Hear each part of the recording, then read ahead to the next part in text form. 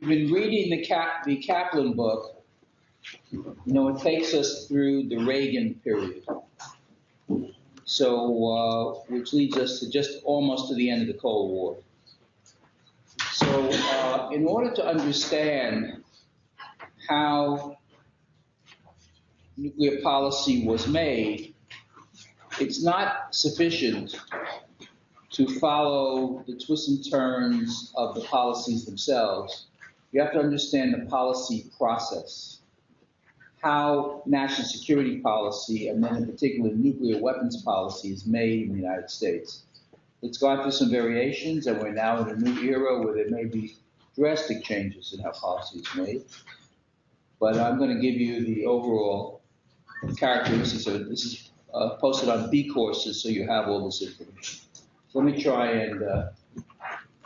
and relate all this to the nuclear business. So the roots of the current U.S. national security decision-making process stem from this congressional act that Truman proposed in 1947, which was, by that time, the realization that the U.S. had entered into a new competition called the Cold War with the Soviet Union.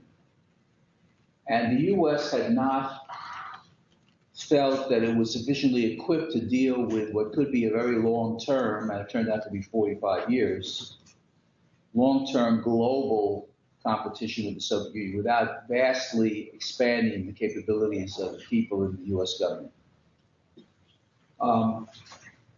This act established these four institutions. We had had a Department of War in the United States for many years, and it was decided that was too militaristic, and we hoped not to have to go to war again, but we certainly needed a Department of Defense. So the Department of War was renamed the Department of Defense in 1947. There had already been this new building, the Pentagon. That was the building that Leslie Groves had overseen the construction of, and was recruited to run the sort of non-technical aspects of the Manhattan Project. The U.S. had three main services: the Army, Navy, and then the Marine Corps was made separate, and there was the Coast Guard, which was a totally separate matter for Homeland Defense. But it was decided that, as evidenced by what the Germans did with the V-1 and V-2 rockets attacking London during the Second World War, we were now entering a missile age and a long-range bomber age. And this required a separate military service. So the Army Air Corps was split off to become a separate United States Air Force. If we had had this class in 1946, there wouldn't have been an Air Force.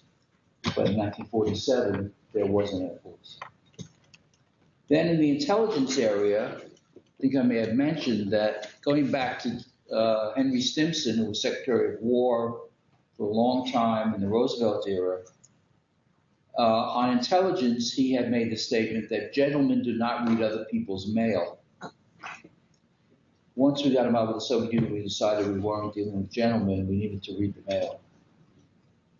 So the only intelligence service we had up to that time was the OSS, Office of Strategic Services, which was used in World War II to gather information about the Germans and the Italians and the Japanese.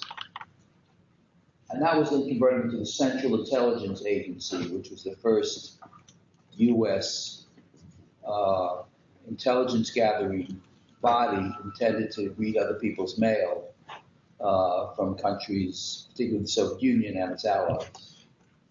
And finally, for the top people to get together to discuss what the key issues was, what was created was the National Security Council. I'll talk about the membership of that a little bit later on. It's come up now just recently because President Trump has changed the membership for the first time in very significant ways. He's downgraded the role of the chairman of the Joint Chiefs and also the Director of National Intelligence to be members only when they're invited and he's added as permanent members his chief strategist, Steve Bannon, and chief of staff, Rance Priebus, both of whom political, they're primarily political operatives. This is unprecedented. Now, so these have been four of the core elements of the U.S. national security decision-making process. Although I don't tell you yet how the process works, I'll get to that. A few bit of background information on the growth of the federal government. The federal government had very small numbers until Roosevelt became president during the Great Depression and expanded the government a lot in order to fund and administer many poverty programs, National Labor Relations Board, a whole raft of primarily domestic agencies. There's a famous anecdote in the biography of MacArthur. At one point, he was the chief of staff of the Army before World War II, and he was asked to testify in front of a congressional committee. So he went over to Congress to testify with his one and only aide. The chief of staff of the Army today has thousands of aides, and the chairman of the Joint Chiefs more than that. So the notion that in the 30s, MacArthur had a single assistant seems almost laughable, but we were an isolationist country. We weren't getting involved in stuff around the world. Cold War changed that. Rough numbers, there are 2.7 million federal workers in the executive branch. So, we have an IRS office in San Francisco. They're federal workers. They get a check that says United States Treasury. They don't have to be in Washington. The EPA, maybe not for much longer, but the EPA has an office in San Francisco. We have 1.5 million active duty military. Any new administration that comes in, like this Trump administration, has a little over 4,000 people that they appoint to political jobs, of which only 400 plus are Senate confirmed. So that means that you go before a congressional committee, you have to testify, there's a full background investigation of your finances, your health, anything else you may or may not have done, and then there's a vote of the committee, and then there's a vote of the full Senate. Only the Senate. All political appointees who are Senate confirmed, it's only the Senate, not the House. The House of Representatives has no role in the confirmation process of political appointees. So, for example, twice I went through this. In the Clinton years, I was an assistant director of the Arms Control Agency, which is part of the State Department. So I had to go before the Senate Foreign Relations Committee and testify. They voted. I was a dull guy. I hadn't done anything under the radar. So they voted unanimously for my confirmation. Then it went to the full Senate, and I was voted in unanimously. Usually they pick a few people to pick on, but I was too dull and uninteresting to pick on. That was in 1994. Years later, in 2009, I was asked to be Assistant Secretary of Defense in the Obama administration. Defense is reviewed by the Senate Armed Services Committee, not the Senate Foreign Relations Committee. Go before a different committee. Same thing. One thing that can happen, you may read about, it's worth noting in the confirmation process, is there can be holds, H-O-L-D-S, holds put on a nominee. They can be put on a nominee by any U.S. senator without any reason given. So I had I thought, a reasonably okay hearing on the Foreign Relations Committee in the Clinton years, and then the White House Office of Personnel called me up to say there was a hold put on my confirmation, and it was from a man who was working for the chairman of the Foreign Relations Committee. The chairman of the Foreign Relations Committee was a man named Senator Jesse Helms of North Carolina. He was a very conservative U.S. senator, not a fan of the Clinton administration. But I hadn't done anything. I was surprised why there would be a hold. And it turned out he had an advisor who I had crossed swords with back in the 70s. And that guy never forgot or forgave. and he advised Helms to put a hold on my appointment, which lasted for a while before they got it fixed.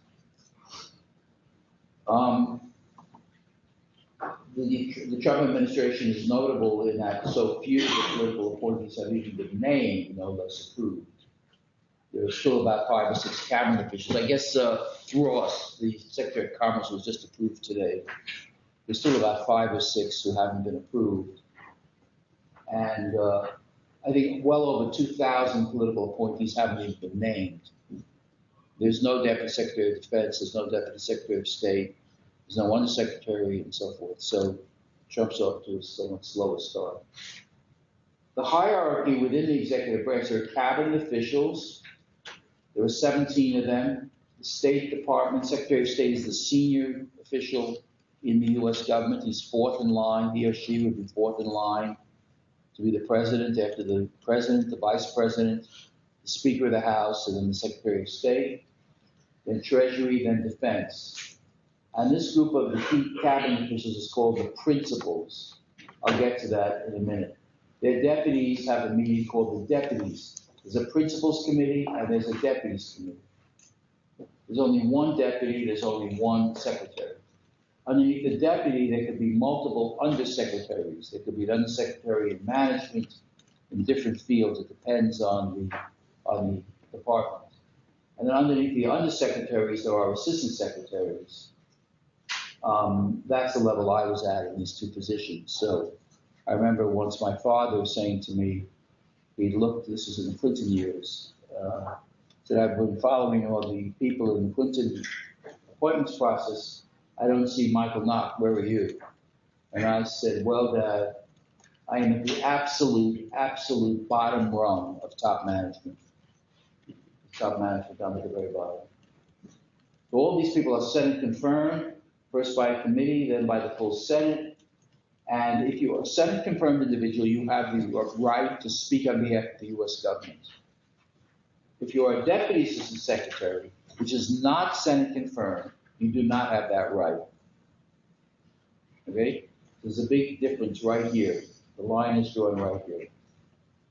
Underneath the deputy assistant secretaries, of which there could be many, there are office directors and so forth and so on. So that's something about the hierarchy. Let's talk a little bit quickly about the intelligence agencies and then the military, and then we'll get to the nuclear stuff.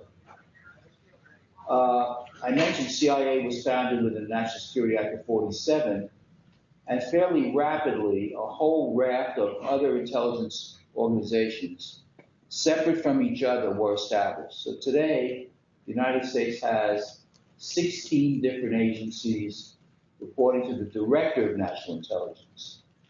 You may be too young to remember, but after 9/11, it was stated that a major problem was the failure to, quote, connect the dots. That was the phrase that was used. And that meant that the various intelligence agencies did not share information with each other. If they had done so, they might have realized that there were these 19 terrorists in the United States trying to blow up the World Trade Center, the Pentagon, and other places. So as one consequence of the 9/11 attacks, September 2001, the Director of National Intelligence was set up in 2003.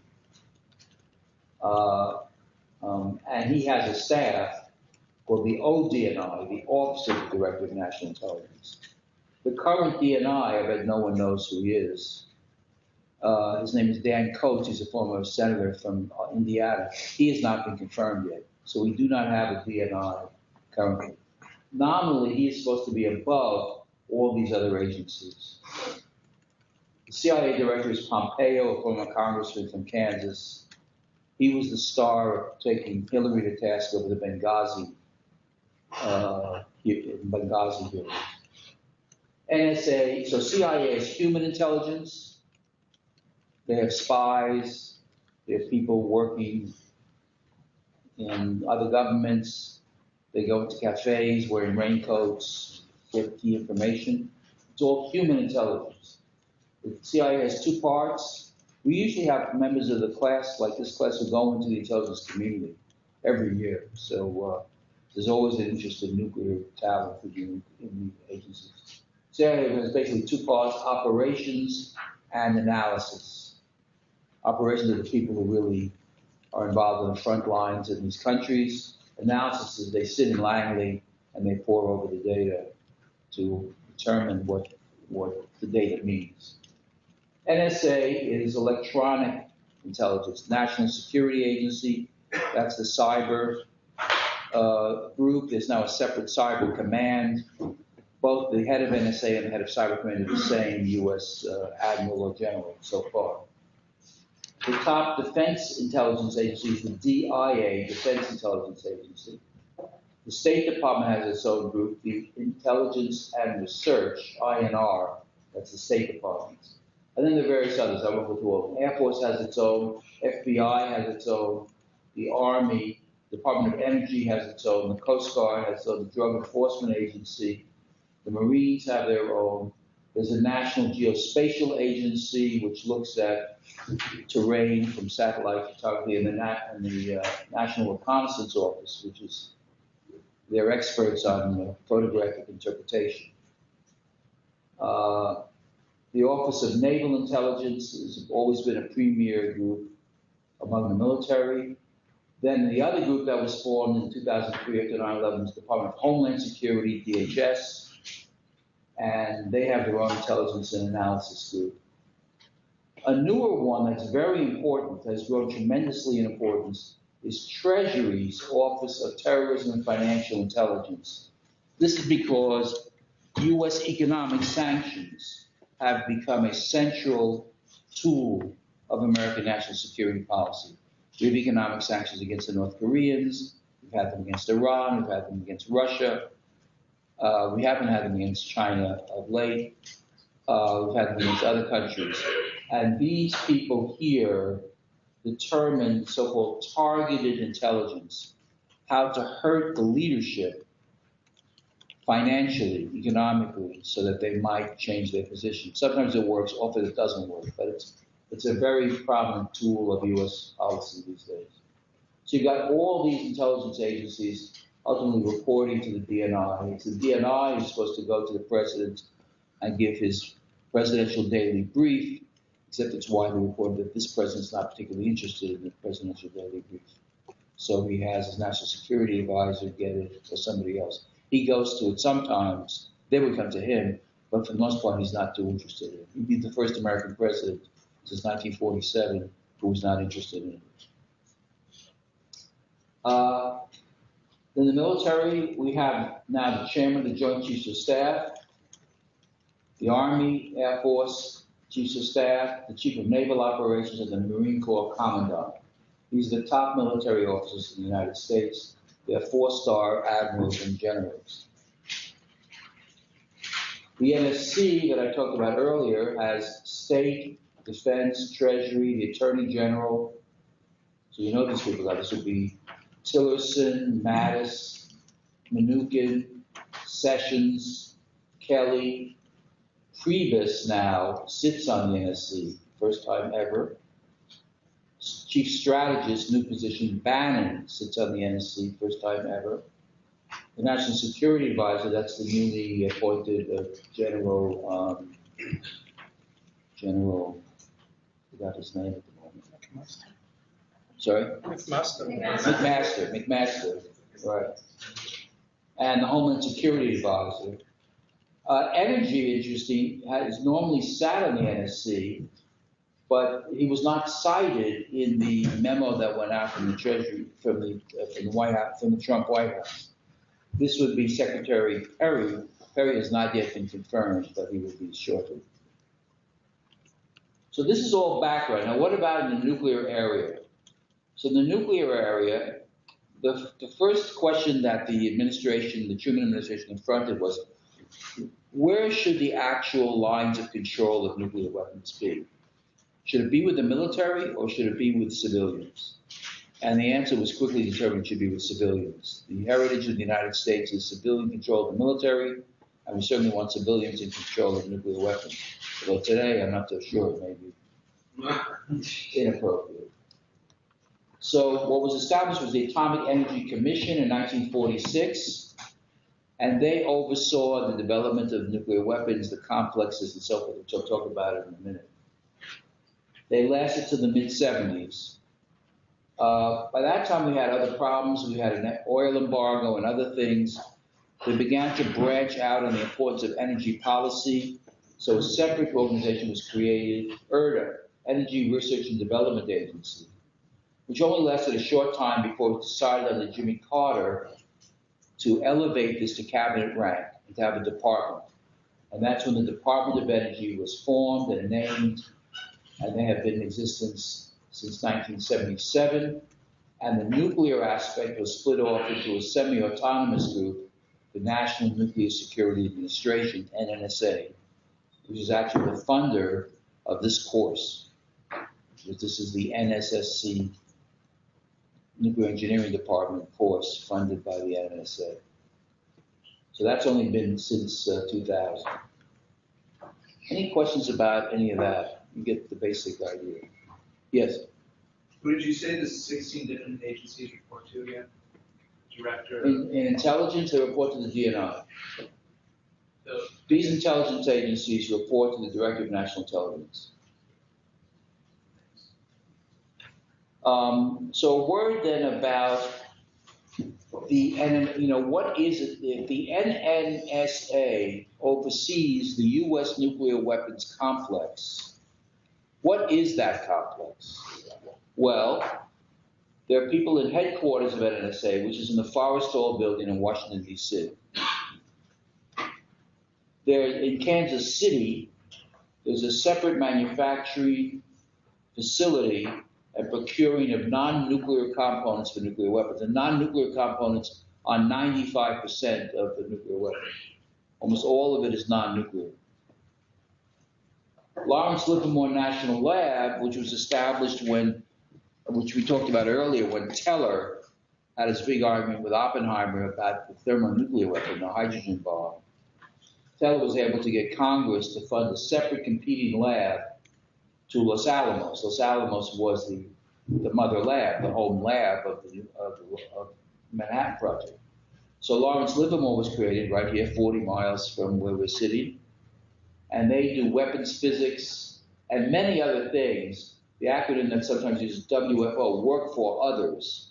So besides doing work for NNSA on weapons-related activities, they do cyber work for NSA. They do work on climate change. They do work on intelligence for the DNI or one of these other agencies. They do all kinds of additional national security work and some non-national security, some unclassified work. Lawrence Livermore today has about 7,000 or so employees. Los Alamos was the original weapons lab, similar structure, similar missions, weapons physics plus work for others. They also have about 7,000 employees in Los Alamos, New Mexico, north of Albuquerque. The Nevada National Security Site is responsible for testing of various components. We're not, of course, we used to have atmospheric tests of nuclear weapons, then underground tests of nuclear weapons. We don't have any tests of nuclear weapons now. We have a so-called stockpile stewardship program. And the stockpile stewardship program is sometimes based on fancy computer simulation, including the National Ignition Facility, NIF, which is at Lawrence Livermore. Besides the Nevada National Security Site, there's Pantex, which is in Amarillo, Texas, which stores plutonium pits for nuclear weapons. And where a lot of the action is currently with nuclear weapons is so-called LEPs, which is, does anybody know what LEP is? Life extension program? Life extension programs. According to Obama, which may now change under Trump, Obama prohibited the labs from engaging in new nuclear weapon design. He wanted the weapons to have their life extended. It's like having your old car, giving it a tune-up, and maybe some new body work, but not having a new car. So the LEPs are worked on, first of all, they are worked on to some degree in Los Alamos, Livermore and Los Alamos. but also in Pantex. And they do a lot of work on high explosive components at Pantex. Sandia has historically been the non-nuclear and systems integrator for nuclear weapons. They're headquartered in Albuquerque at Kirtland Air Force Base, but they also have a satellite group of about 800 people in Livermore, California, right across the street from Lawrence Livermore.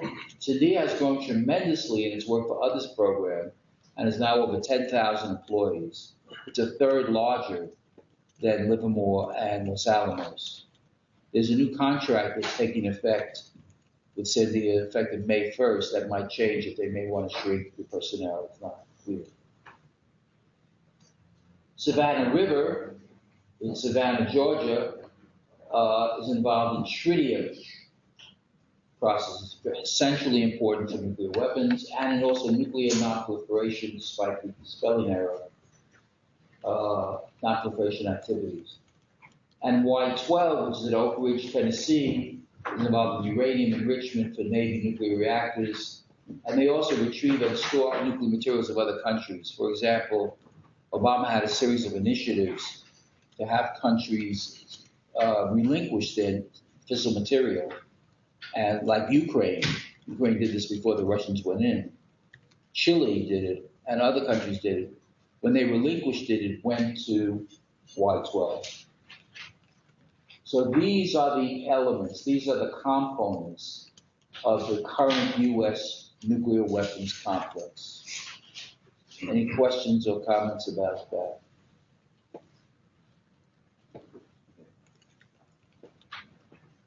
Now, I should have mentioned, going back to this on the process, you have the NSC, you have the President of the United States,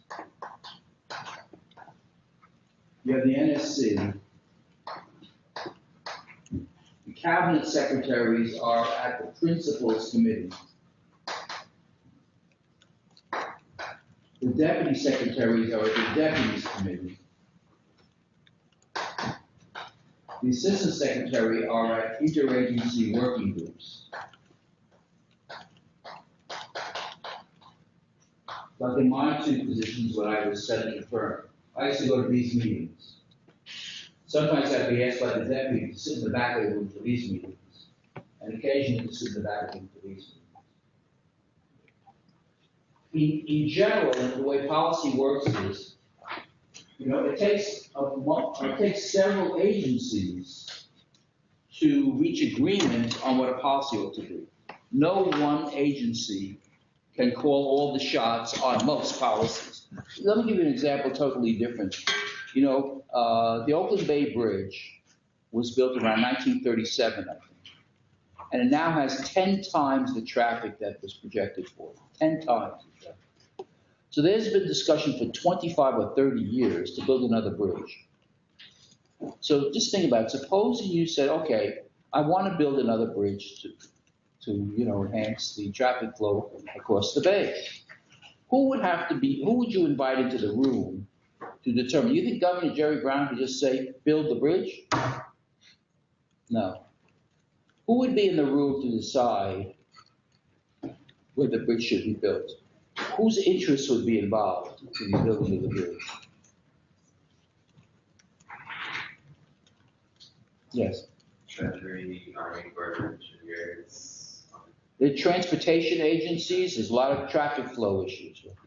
There's economic issues. There are environmental issues. If you want just a single person, and they're in Alameda County, and they're in San Francisco County, they're at the state of California, there are also some federal issues. If you want just a single person from each key agency or department that was involved in helping to make that decision, the room would be larger than the people in this room. That's one person per department. This reflects the basic notion that in Washington, authority is fragmented. No one, for the most part, can call the shots on these issues. So that's the reason for the interagency policy process. When people at the assistant secretary level meet, if they can reach agreement, end of problem, because they're speaking on behalf of their agency, it goes right to it, the president signs it, no problem. But often the interagency secretaries can't reach agreement. This is at least half the time. So it's bumped up to the Deputies Committee. Now you have the Deputy Secretary of State, the Deputy Secretary of Defense, the Vice Chairman of the Joint Chiefs, very senior, some of the senior people in the U.S. government. They're trying to sort it out. If they can reach agreement, the President signs it. If they can't, it goes to the principals. Now you have the most senior people in the government, Secretary of State, Defense, Chairman of the Joint Chiefs. They may reach agreement, or they may say, here are 3 options. We bump it up to you, Mr. President. You decide. So this is the normal process, but again, because of the, I would say, unusual characteristics of our current president, it's not clear that this will continue in exactly this way. It might, but it might not. The people who are involved, not Tillerson, who hasn't ever been in government, but people like Mattis, Kelly, and others, McMaster, they're very familiar with this process. So, but whether it will continue in exactly this way, we don't know. Question? Yes. So does a executive order by the president will override a decision made in this way? Yeah, I mean, all of this is advisory to the President of the United States. It's all advisory. None of these people can determine without any question what the policy will be. In the past, any unanimously approved policy from below has been approved by the President in most cases. But sometimes there are differences. So, for example, in the Obama administration, Obama was very leery to send U.S. troops into foreign countries. He was the fellow who ran out and get us out, not get us in.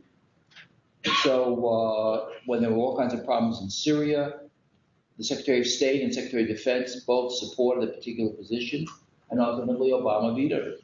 He said, no, we're not going to do it. So this can happen here. On any issue reflecting national security or any issue on nuclear weapons, you could have this process. It's still advisory to the President decides. Famous Truman line, the buck stops here. Well, just consider what that means in the current circumstances. Understand the process? Okay. Yes, ma'am.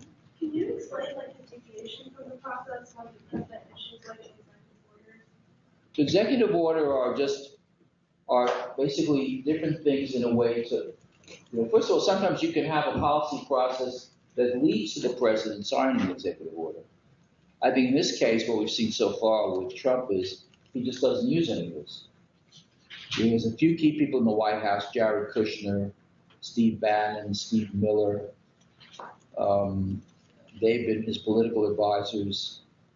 They basically present to him what they think is what he wants to accomplish. And he signs an executive order, gets a lot of publicity out of it. And then that's the law. So like on the whole business of immigration, you would have, you go back to the, on immigration, you would have, let's go down a little further. On immigration, you would have, DHS would be centrally involved.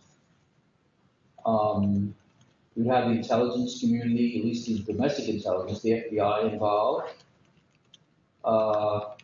You'd have military presence. None of these people were consulted before the immigration initiative, which the court struck down, was announced. He just said, I'm doing it, that's it. And there's been a lot of publicity already that, again, it could change. It's only been 5 weeks. This is a marathon, not a sprint. But that the agencies, the departments are running after the Trump tweets and executive orders to catch up on what the policy is. They don't know what the policy is. So they see on CNN, but they can't watch CNN. But Fox News, that the president has just said X, then that's the policy. And then they have to catch up with the policy. Again, unprecedented. It's not worked the way the last 5 weeks, it's working in a way absolutely unique in the last 70 years. This has never worked this way before until the last 5 weeks. If I may ask you a question, and feel free to decline if it takes us too far off point, but there's one topic here that I've always found fascinating, but absolutely baffling for me. When you look at the Department of Defense, and then you look at the intelligence agencies, and because the CIA is not, simply an issue of reading other people's mail, they're actually actors in a big-time way. Right. When you look at the legal jurisdiction to act, for example, to do an operation in a friendly country, Right. like in taking out bin Laden, you have the DoD under U.S. Code Title 10, which is very restrictive. Right. The intelligence agencies under U.S. Code Title 50, which is totally permissive. Right. And then you have joint operations like the bin Laden thing. Right. So what you have is, you have, I mean, there are legal considerations. I have to say that sometimes you might think what is asked is what you think is asked, which is policy people say to the legal counsel, is this legal? Sometimes they do ask that question. But sometimes the policy people say to the legal counsel, tell me why it's legal. You understand the difference? It's to justify the legality of their act that they've already decided to implement. So, like what you mentioned, you would have, first of all, I mean, ultimately the key arbiter on this would be the Attorney General of the United States, who at the moment is Jeffrey Sessions from Alabama, a close confidant of the president's, active in the Trump campaign, who called for Hillary to be locked up. So, he's not likely, I think, to rule that some Trump initiative is not legal. He'll find a way to justify it. But you never know. Maybe it'll change. And then you have, the CIA has a legal counsel. The NSA, every one of these has a legal counsel. So if they're involved, they would make their own judgments and then pass it up the chain. And there could be a largely legal policy process, mostly attorneys here, reviewing the legality of particular policies. Is that somewhat responsive? Yeah, well, I was thinking specifically, of course, nowadays, even the drone operators that are taking out terrorists, they've got lawyers at their arm making determination when do they have basically the legal permission to take out someone in Yemen from a drone or something like that. And of course, I understood that the bin Laden case, right, in Abbottabad, you actually had something where the DoD and the CIA was so tightly, I'm not quite sure whose action that was, because whose jurisdiction it falls under. The one where the SEAL was just killed? What? The one where the SEAL was just killed in Yemen? No, this was in 2011. Oh, yeah, okay. Oh, the bin Laden attack. The bin Laden attack, yeah, which was, I think. So that's clearly a violation of Pakistani sovereignty, 100%. But, Obama, who wasn't the most warmongering president, said it was too valuable to kill him, that we just had to override concerns about national sovereignty. Did we have a right to do it? Not under international law. Now, there are some other angles. You could say bin Laden was a direct threat to the security of the United States. And under that, there were elements of the Charter of the United Nations that says the sovereign state has the right to protect itself if a threat from somebody else. So there could be counter-legal arguments to the national sovereignty argument. But who's to decide? There's actually now that you may have seen just over the weekend, the Yemen raid that Trump approved, which is the first military action that we know of that he's approved, where the SEAL was killed, which they called a spectacular success. The Trump would call it a spectacular success. And the father of the SEAL who was killed, who's a military veteran, said not only was it a total failure, but he wants an independent investigation of what happened. The president has not responded to that, but it's the president who will determine if there's an independent investigation or not. You could say no independent investigation.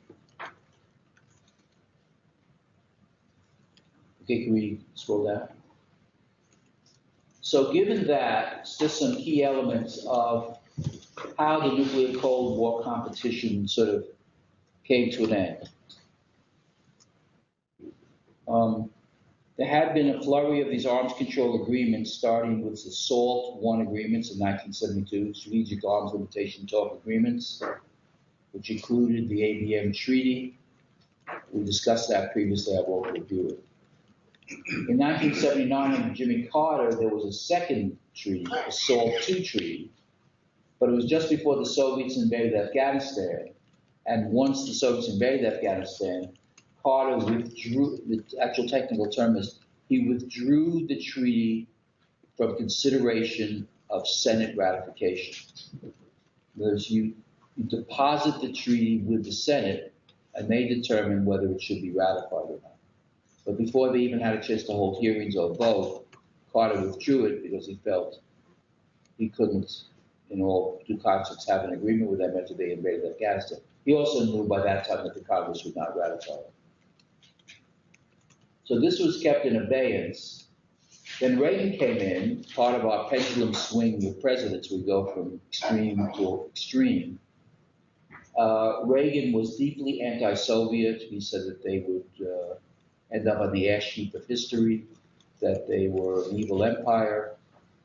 And he launched this major program, the Strategic Defense Initiative, which was to build, in his terms, an astrodome over the United States that would be impenetrable to missile attack. This was a nice dream, but it didn't work. We spent $1 trillion on it from 1983 to about 1990 when George H.W. Bush became president, and then it was downgraded to a research program. It didn't end our interest in missile defense, but it ended for a long time the idea of a national missile defense against the Soviet threat. The other element of the motivation behind the SDI was that the SDI was an effort to stimulate the Russians into building a lot of offensive weapons to overcome the SDI and to strain their defense budget and their economy. And some claim, particularly Reagan supporters, claim that this was the single biggest factor that led to the collapse of the Soviet Union. I think that remains an unanswered question. It definitely strained their economic capabilities. After Gorbachev came in, a different kind of leader, remember every leader from Lenin through Chernenko was completely uneducated. Lenin was a brilliant student. Every leader after Lenin had no education beyond maybe middle school, possibly some high school, but it was a trade school. Until Andropov, who was the head of the KGB, he was very well educated, but he came into power with emphysema and other illnesses, and he died only a year after he was the chairman of the Communist Party of the Soviet Union. So now, though, in 1986, 85, you had Gorbachev, very smart guy, trained in the law at Moscow State University. His wife had a philosophy degree. He thought these are people we can deal with. And in a key meeting, Reagan went to Reykjavik, Iceland, to meet with Gorbachev. And the point was, what Reagan wanted to do was to get rid of all nuclear weapons. He was a nuclear abolitionist, but in return build up these massive missile defenses. They couldn't reach agreement on it. It's a long, complicated story, but it improved the relationship a lot. And in 1987, instead they signed an INF treaty. This is now the treaty that the Russians have been accused of violating by the U.S. intelligence community. The INF treaty prohibited deployment of ground-launched cruise missiles and intermediate range ballistic missiles in Europe. And this was viewed as a great achievement. This was really the thawing of the relationship between the U.S. and the Soviet Union. This was a major achievement. Huge arms control accomplishment. Now, just in recent years and now recent days, there's unequivocal evidence that the Russians are deploying some of the weapons that are expressly prohibited by the treaty. So the question is, does the U.S. respond? Since this president has spoken so glowingly of Putin and the Russians, they've now clearly violated the treaty. What do we do about it? He also, Reagan, started the START process, saying, we don't want arms limitation talks. We want arms reduction talks. We want to drive the numbers down. He started a process which ultimately led to an agreement to START 1 when George H.W. Bush was president, July 1991. It was signed in 91, didn't enter into force till December 94. Again, you have to know the process. A duly authorized representative of the United States, like the President or the Secretary of State, can sign a document that commits the United States to adhering to the document, subject to Senate ratification. Any treaty has to be ratified by the U.S. Senate. 2/3 vote of the members present and voting must ratify it. Sometimes it takes a long time to get the ducks in order. It took all this time, 2.5 years, before ratification of START 1. The reason for it was because right after this was signed in July and August, there was a coup d'etat in Moscow. Gorbachev was arrested. There was going to be a military coup d'etat of the Russian leadership, but Gorbachev was able to counteract that. They had all the key figures arrested. One man, a very senior Russian general I actually met, a new Akhmayev, committed suicide. He was part of the coup plotters. This lasted until December 2009, so into the Obama administration, and it led to an 80% reduction in deployed strategic nuclear warheads, two deployed, from more than 30,000, each for the U.S. and Soviet Union, to 6,000 on 1,600 delivery vehicles. It also limited some non-nuclear capability, fighter aircraft, tanks, artillery, and attack helicopters. The U.S. removed all its nuclear weapons from South Korea. That was a major change. We had many nuclear weapons on South Korean territory to deter the North Koreans. And at one point, we had more than 8,000 nuclear weapons in Western Europe, and more than 95% were removed.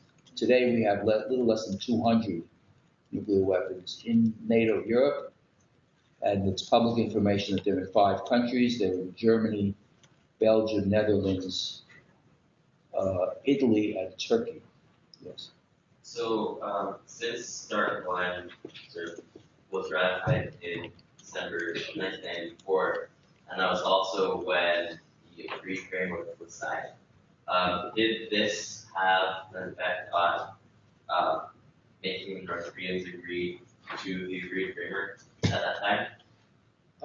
It's, anything you ask about the North Koreans, it's a matter of conjecture. Because U.S. real intelligence of North Korea is very limited. But my own personal opinion is, and I was involved on the edges of that, I was in the Clinton administration at that time. I was actually in Geneva when the agreed framework was signed. Is that no, they were very concerned about their own situation. And what happened was the agreed framework put limitations on their plutonium reprocessing. But we didn't know that it had a secret, separate uranium enrichment facility. So they were going ahead to continue to stockpile fissile material and nuclear weapons, but secretly. That's why they signed it. So this gets us to the end. I don't get into all the Obama years because that's well after the end of the Cold War. The START 1 agreement is the last significant curtailment of nuclear forces in the Cold War. And then once the Soviet Union collapsed, December 31st, 1991, we got into a new world with Clinton and Yeltsin, and then with George W. Bush and Putin, and with Obama and Putin, and now with Trump and Putin. We'll talk about that next time, which brings us completely up to date. Does everyone have a good feel for what we're talking about here? Any questions, issues, problems, corrections? Anything else you'd like to discuss? It's very warm in here. Well, that's all I have for tonight. And I thought, it's okay with you, Professor Van River, you guys can go back to your groups. I think we're getting ready to hear from you. Perhaps next week. I think we'd like to hear some presentations on where you're at with your groups. You think you'd be able to do that? Remember, it's only, it's 2 weeks till the midterm, so there's a lot coming at you now. Any thoughts about that? We're also going to start having some guest lecturers in the class in the second half, probably after the midterm. So.